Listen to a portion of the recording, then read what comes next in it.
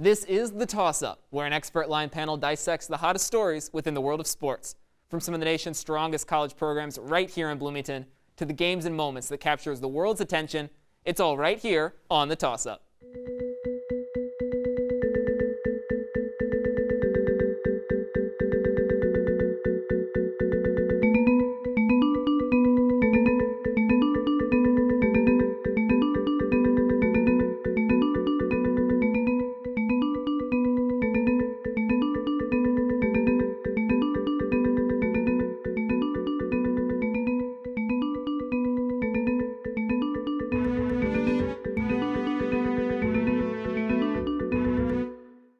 Here in the state of Indiana, we're in basketball country, right? Well, let's expand on that a little bit, because now football has taken over much of the United States, and baseball was once considered America's national pastime. But hey, why stop there? Internationally, there is one sport that rules all. A different kind of football, which we refer to as soccer. Pretty much every country in the world has a stake in the sport, and soon the absolute best of the best will compete in the ultimate club tournament. The Champions League group stage will kick off in less than 2 weeks, so we'll break that down for you later tonight. But first, let's go back to keeping it local. Now, the U.S. women's national team is dominant, but the men haven't had much global success. But nonetheless, the MLS continues to grow in America, and so far, it has been populated by plenty of Hoosiers. So naturally, we're here in Bloomington, ready to discuss everything you need to know about the best of the world and the best of Indiana. Hello, everybody, and welcome to The Toss-Up. And if you want to talk soccer in Bloomington, I'm here with the guys that you want to talk to. Joining me on the panel this week, we have Jack Edwards and Jared Rigdon. Welcome to the show, both of you. It's so excited to just be here and be able to talk soccer. And we're going to start with some IU soccer. And so, Jared, we've seen a lot of Hoosiers in the MLS and in the USL, especially in recent history. Why is Indiana able to just consistently grind out this top-level talent? Yeah, Todd Yeagley's made IU's program, the pinnacle in college soccer. Year in and year out, they're producing the best talent.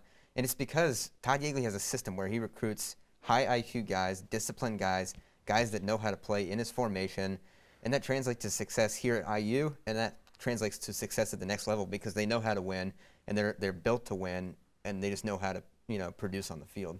Yeah, and Jack, we've seen a lot of success. I mean, Indiana's won 8 national titles and is regularly competing for more and booking spots in the College Cup. Why do you think Yeagley himself has just been so successful, not only with his recruiting, but with the play on the field? I mean, you talk about it, the IU is one of the best programs in men's college soccer history, and they've won all of their 8 championships over a span of many decades. Compare them to St. Louis, the only team with more. They won all of theirs in the first 14 years of the existence of NCAA men's soccer. So they have that history where they are one of the best, if not the best, college in the nation. So they have that repertoire, they have that experience, and that brings the guys there, like Jared mentioned. They're able to identify guys who have the good character, and they're able to develop to the next level. So even if they don't find maybe the #1 recruit in the nation, they find the guy who has the mental awareness, the mental ability, and capacity to make that jump to the next level when it goes from high school to college. And naturally, if you're able to do that at a good rate, you can do the same going from college into the pros in the USL or the MLS, where we've seen a lot of Hoosiers have a lot of success. Yeah, and I mean, of that success, as we've mentioned, plenty of Hoosiers so far. For Indiana men's soccer fans who maybe watched these teams compete, booked some College Cup tickets along the way, who are some of the players that Hoosier fans need to be watching in the MLS or just in American soccer in general? Yeah, one guy I really like, Mason Toye, recently making a move to Montreal Impact with a trade from Minnesota United. He's going to work with his childhood idol, Thierry Henry. He's a striker. I think he's going to have a lot of success, scored 6 goals, had 3 assists in his debut campaign. So at 21, he's still got a lot of trajectory to grow into, so he's a guy definitely to keep an eye on as he continues to develop. Andrew Grootman, one of the best players in IU soccer history, a Mac Herman Award winner. He's currently injured for FC Cincinnati, but he's another guy, a lot of success on loan away from Celtic. So he could be one of the first Hoosiers we see in recent times to try and make a good transition into Europe, where we haven't seen Hoosiers really test those waters just yet. Yeah, that would be incredible to see him be able to compete across the pond. And Jared, of course, there are some other names that have recently left IU, or maybe not so recently, that are continuing to make an impact in American soccer. Who are some other names we should know? Yeah, you mentioned, it's not even just in the last couple of years. This dates back, a whole decade. You have guys like Will Bruin, who came on. He was injured most of last year, came back for Seattle Sounders in the MLS's back tournament in July. Had a huge impact, scored nearly right on debut this season. And guys like Eric Zavaleta, And then more recent guys, like Justin Rennicks, guys that are just starting to get their footing inside MLS. And it's not easy jumping from college to pro. The jump is significantly, style of play is faster. Everything jumps up a level. And these guys are doing their best to, kind of integrate themselves in. And obviously with a break in action due to a global pandemic, that doesn't make the transition that much easier. But these guys are starting to find their footing in MLS, especially as we get down the backstretch of the season here. Yeah, I mean, that jump that you mentioned, I mean, I've seen a difference in level of play from the USL to the MLS.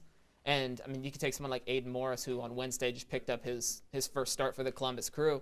I mean, he's not even 21, and he's already made that jump from high school to college to MLS play in the span of 2-3 years. So it's incredible to watch some of those guys. And another question that I have out of these past several years that we've seen of Hoosier success, if you're going to pick one Hoosier in particular who maybe's had the best legacy at IU, Jared, somebody that we know represents Hoosier soccer and Hoosier soccer fans will remember specifically, who do you think has the most lasting IU soccer legacy? The easy answer, especially in the last couple of years, is Andrew Grootman. But I want to go down another route because a guy that people don't often remember too much is Trey Muse. And he was here for 2 years. He had that outstanding, his one shining moment was there in the Elite Eight in 2018 with the penalty kick shootout, a save against Michigan State to send them to the College Cup. But, he solidified the idea of IU being a very defensive-minded team. They don't allow many goals. No, their goal is to, every time they go out, they want a clean sheet. And that starts with, Trey Muse, that Sean Colefield, now Roman Saltano. But he really solidified that goalie position at IU and the idea of IU having the best back line in all of college soccer. So Trey Muse, for me, that legacy of, being a defensive-minded team, clean sheets every single game, that starts with Trey Muse because he was the best goalie, or at least one of the best goalies in all of college soccer for 2 straight years. Yeah, that's definitely been a mentality that IU has really locked down on in these past several years. Aside from Muse, and he mentioned Grootman, who else do you think has really left the strong IU legacy? Yeah, I mean, I think that professionally wise, Tommy Thompson only played here for 1 year in 2013, but he's made over 100 appearances for the San Jose Earthquakes. So you can say he's a guy who we don't just talk about him because he's a Hoosier, but also because he's actually had a good impact on MLS as a league as a whole. So he's a good representative of a guy who was able to, even if he wasn't here for a long time, really able to have a lasting impact on the MLS on the next level. A guy currently here hasn't had a chance to move on yet, Spencer Glass. He's continuing that legacy at left back, a phenomenally talented player back there. And again, like Jared mentioned, just a factory of defensive talent that IU has produced. And I think that should he make that jump, he'd have an equal amount of success that we've seen from defensive players that have played at IU in the past. Yeah, and I mean, we've mentioned a lot of players so far, and you just mentioned Tommy Thompson for the success he's had internationally. This can be an answer that we've already, a player that we've already mentioned so far, but who do you think has the most potential to really grow and just become, maybe build up an American legacy as opposed to a Hoosier legacy out of soccer players who have been able to play at IU, whether that be for 1 year or all 4? Mentioned Mason Toye earlier. I think he's going to make a lot of transitions, a lot of good development for Montreal. Another guy, you also mentioned that he made his first start for the Columbus Crew. Aiden Morris played in a double pivot, a bit deeper than he played when he was at IU. I think when he played at IU, he was given a lot of license to play because Yeagley trusted him a lot to just be that high IQ, high talented guy on the pitch, and that's going to translate well. He's in a bit more of a restricted role at Columbus Crew, but I think he's got all the talent in his wheelhouse to try and make that transition into becoming a very key part. And you mentioned it, not even 20 years old, and he's still able to make that big first-team appearance. It was a loss for them against Montreal Impact, but I think he's got all the room in the world to grow into. Yeah, plenty of room for these rising stars. And Jared, who are some other Hoosiers, former Hoosiers, that we need to keep an eye on who could really make an impact at the next level? I do want to harp on Morris for a moment because I believe, if I'm not mistaken, he is still only 18 years old. And he's made some youth national team appearances with the under-17s. I mean, this guy, and, maybe I sound a little bit crazy, I think Aiden Morris is a future potential, senior team United States men's national team player. He's got the potential. He's the best college freshman in all of soccer last year. He arguably could have not needed to play college soccer at all, and he would have been completely fine. He's got all the tools as a, any sort of, you can put him anywhere in the midfield, and he's going to be fine. But another guy that was in the same recruiting class as Aiden Morris and has since moved on from IU is Josh Penn. And a lot of guys forget about Josh because, IU was so loaded at the attacking front last year, and the goals weren't coming as much as IU really wanted him to last year. But Josh Penn was one of the best recruits in all the nation, was going to be potentially an MLS super draft player this year, had the season not gotten moved, and him not having to, jump to the USL and sign with Indy 11 right now. But now he goes to Indy 11. Starting next season, he's going to be, a senior team player for them. I think he has all the tools, to develop as a left winger.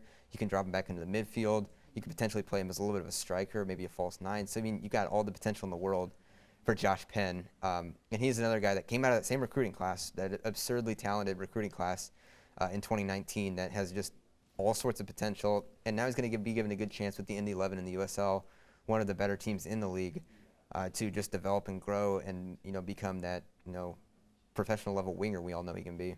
Yeah, ton of potential all the way around. And I know someone we mentioned before too, Andrew Grootman, Matt Herman Trophy winner, who, as we mentioned, has that potential to be able to play in Europe even, and I believe in the Scottish League. Mm-hmm. Yeah. So it would be absolutely incredible to see him grow. And as we transition a little bit from our show into the United States over to European soccer, we are going to take a break. But coming up after the break, we are going to take things to the next level. So, we're talking pretty much anything Champions League soccer, the group stage. Make sure that you stick with us because it's going to be a fun ride.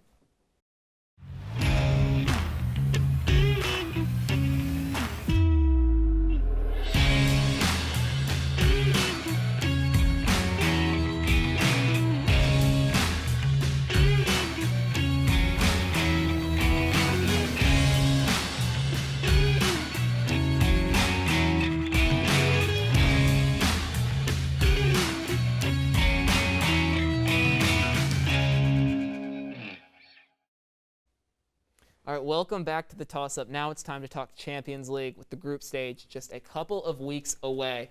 So, Jared, I'm going to kick this off with you, and we're just going to start off broad.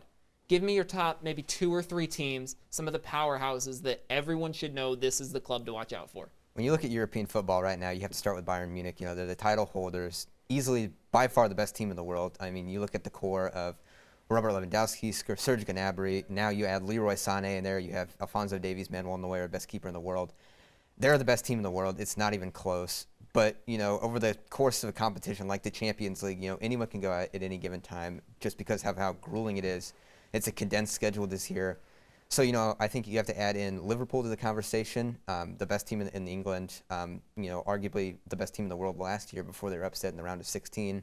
You also have to look at a team like Manchester City, who is in due course for winning one of these tournaments, them and PSG that have been on the outside looking in for quite a while, but have just uber amounts of talent and potential. And, who knows? This could be the year that they, turn it around and win it.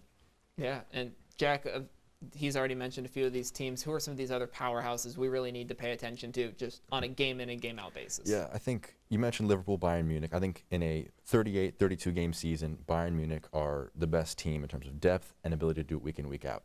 If you match an individual team against another individual team, Liverpool are the best team in the world in that one-on-one Champions League kind of style format. Real Madrid, Barcelona, 2 of the best teams in the world over the last decade in Spain. Question marks about Barcelona, whether they've made the right recruitment moves. Will they be able to capitalize the last few years of Lionel Messi, one of the greatest player, if not the greatest player of all time, his time there. Real Madrid, they're trying to also move on from their golden age. They still have their midfield of Casemiro, Toni Kroos, and Luka Modric. So are they going to be able to continue their success into this year after getting eliminated by Manchester City last year? But I do think your point of Manchester City is great. I think Manchester City have the wherewithal and the desire in them to finally win that first Champions League trophy. So if you had to pick one best team, I think Man City possibly take it this year. Yeah, these are really good picks and just teams to really keep an eye out for. But we start off with the group stage, 4 teams in each group, A through H. Jack, which of these groups do you think is going to be the most entertaining per se for this first round of those groups A, B, C, D, the letters? Yes. I think the best group always is the group of death, typically, where you have that odd team out whenever you're drawing out of the pots, where you have 3 teams where you say, oh, you probably pick them as a 1-2 in another group. And that group this year, I think, is PSG, RB Leipzig, and Manchester United are the 3 dominant teams in that group. So for that one, you're always going to have a matchup week in, week out, that it's going to be, these are 2 European powerhouses. Manchester United, bit shaky. They made some late moves in the transfer window, bringing in Edison Cavani and Alex Telles to add depth at striker and left back. question marks over whether or not Ole Gunnar Solskjaer is the guy for them at manager. So I think it's going to be interesting to see how they match up against a PSG side who, as Jared mentioned, haven't won a Champions League yet. We're in the finals, lost. And RB Leipzig, a young and upcoming team, which with Julian Nagelsmann at the helm, are really exciting. So that group on its own is just going to have great matchups week in and week out. Yeah, I mean, this is a unique year in which the Champions League, this is probably the deepest field that it's had in at least 10 years. I mean, you're talking about every team from Italy is absolutely loaded this year. Every team from Germany, Spain, England, France, and then you add in some lower level teams. But I agree with Jack that Group H, I believe it is the most loaded in terms of overall talent. But I believe it's Group D with Real Madrid, Inter Milan, Shakhtar Donetsk, and Borussia Mönchengladbach that is going to be arguably the most wide open group in the whole entire thing, because you have Borussia Mönchengladbach out of the pot 4, which is one of the best teams in all of Germany, and you have Shakhtar Donetsk, which made a run to the Europa League semifinals last year, mainstay out of Ukraine in the group stage, and then you have a Real Madrid team, it's still dangerous even though they're a little bit down, and you have Inter Milan that is due for a break in the Champions League. They've had tough draws the last couple years. This isn't any easier, but you have Romelu Lukaku and Lautaro Martinez. This is probably one of their deeper teams in quite a while. So I think Inter Milan is due for a run in the Champions League. They obviously got to the Europa League final last year, but Group D that's tough. All those 4 teams could have the potential to get out of the group stage, and I would not want to play any of them in the knockouts for sure. Oh yeah, several strong groups, and I just want to point out Barcelona and Juventus are in the same group as well, so that could provide. They're teasing us with those matchups. Exactly. They want the viewership, that's for sure. Yeah, well, something that could hit big viewership, it always tends to do, when we get into a lot of these other sports, or the upsets, the big upset potentials, these sort of up-and-comer teams that just have the potential to maybe throw off one of these big powerhouses. So, Jared, I know you mentioned earlier just how much of a grind it is, how unpredictable this could be. If there are a few teams that most people aren't really talking about that could pull off that upset, manage to find their way out of the group stage when they're not supposed to, who do you think these teams could be? Well, with no Tottenham Hotspur in the Champions League this year, I've got to find the team. And last year I was, ride or die with Atalanta, and I'm going with them again. They have one of the most prolific offenses in all of Europe. You're talking Alejandro Gomez, you're talking Ilicic, you're talking Zapata. I mean, this is a talented team, and they were, maybe they're 3 minutes away from last year from making the semifinals of the Champions League. PSG bagged 2 late goals in extra time, and they just it kind of broke the hearts of Atalanta, but they haven't let go. They haven't let the foot off the pedal this year in Serie A. So I think they're back for more, and they're in a group with Liverpool and Ajax. That's they have the potential to get out, and they have the potential to beat Liverpool at least once, in my opinion, because they're that talented. Yeah, definitely a talented squad. And Jack, of these sort of upstart teams' potential upset threats, which teams are you looking at? The team that I think doesn't get talked about enough is Sevilla. I think that they won the Europa League last season, eliminated Manchester United, and then beat Inter Milan, a team that Jared mentioned. They've got a very good side. I like some of the moves they've made, bringing in Rakitic in the midfield, an experienced player with Barcelona. You kept your center-back duo of Diego Carlos and Kondi, so you're able to keep that core that you had, Luke de Jong as their striker. They've got a lot of nice pieces there, and Julian Lopetegui, I believe that's how his name's pronounced. I like him a lot as a manager. He was manager of Spain, was manager of Real Madrid for about a couple months, and then he got kicked out pretty quickly. But they've got a lot of the pieces that I think they're always known as the Europa League team because they get dumped in the group stage, and then they end up winning the Europa League. They won it 3 years in a row, back a couple years back when they had Unai Emery in charge. I think this is the year that they finally make their name in the Champions League as opposed to their favorite competition, the Europa League. Jack, another team in that group you got to look out for is Rennes out of France with Eduardo Camavinga. Is easily one of the best talented under 18 players in the world, 17-year-old from France. He's got them in the group stage for the first time ever, and he's due for a big move probably after this year. So this is going to be his chance to shine on the stage with Rennes, which is a team that's never had success in Europe. And they're in the same group as Krasnodar, Chelsea, and Sevilla. So that's going to be another fun group because you have Chelsea, a team that's loaded up with signings, Sevilla, a mainstay in the competition, and then a fun team in Rennes as well. Yeah, and this could definitely be a fun tournament. A lot of soccer, a lot of football to be played out over these next several weeks. And, I mean, I even saw when I sort of mentioned the Champions League, Jared, your eyes sort of lit up right at the beginning of the segment. You look to be having fun with this. So to wrap up the show, I've got one more question, and I want to just sort of more of a wholesome general question. But what's the best part for you guys as soccer fans, just being able to have the Champions League back, having the best of the best play out on this national stage? I've got two things. I like, first, obviously being an American, I like to see the Americans succeed on the stage. You've got Weston McKennie at Juventus now, first time in the competition for him. Gio Reyna, Christian Pulisic, all these guys are in Tyler Adams. All these guys are going to be playing on the big stage against the best competition in the world. It's going to be exciting to see how they do. And second of all, I'm just there for the chaos. You never know what's going to happen in the Champions League. It's week in and week out. It's just absolute madness, absolute chaos. So now you've got, 32 of the best teams in the world, condensed schedule. Throw them out there. Let's see what happens. I'm more than excited. This is the best time of the year, to be honest, for me. Yeah, and for me, I think you mentioned best of the best. The two best of the best, Lionel Messi, Cristiano Ronaldo, maybe their last dance of playing against one another in this group stage early on. I'm going to love to see that matchup there with Juventus and Barcelona. And as Jared mentioned, seeing some Americans, they had a record 10 of them be named Champions League squads.